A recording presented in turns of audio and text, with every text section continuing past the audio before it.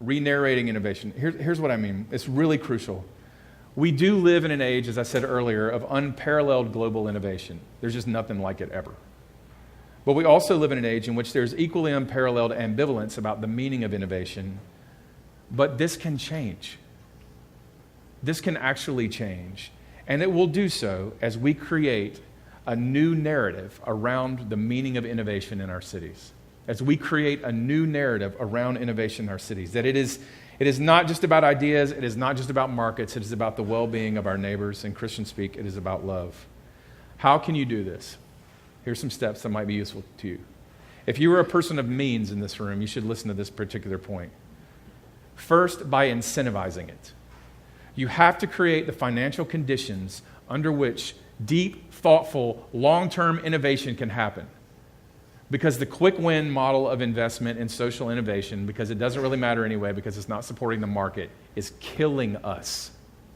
I'm not talking about philanthropy. I'm talking about patient capital, long-term investment, and people who actually can have the time to work out some stuff. So we have to create the conditions for people to risk innovation.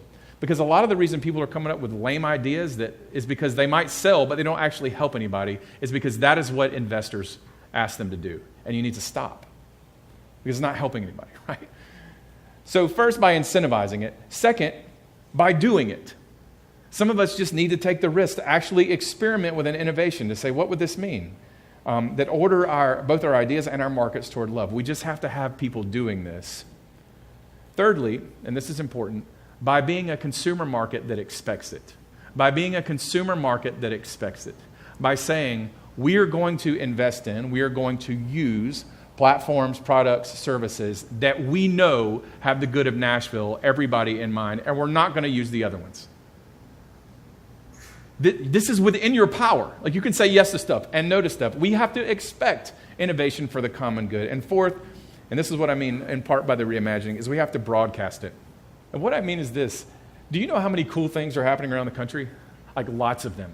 And if you just watch, I don't know, say national news about, say, national politics, you can get as depressed as you could possibly be, right? But if you do what I do, and you go to room after room after room in cities all over the United States, it's a totally different America.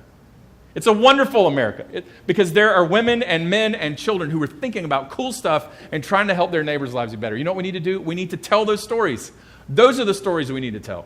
They ought to be everywhere. I know that here there are people doing cool things, and I know that there are people who know how to tell stories with cameras. This is how it works. Let's capture the stories. Let's tell them around the country. And here's why it's important in Nashville. Because people around the country are looking at you. I mean, I study cities for a living.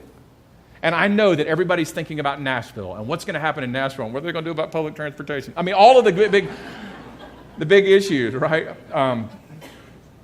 But if Nashville was to self-consciously embrace the calling to re-narrate the meaning of innovation, you actually have the ability not only to change your city, but to change my city, to change other cities. That's incredible. And so as a part of this work, one of the things that has to happen is we have to capture these stories. We have to tell them because beautiful things are happening and love is at work, but people don't know. So let's do that together.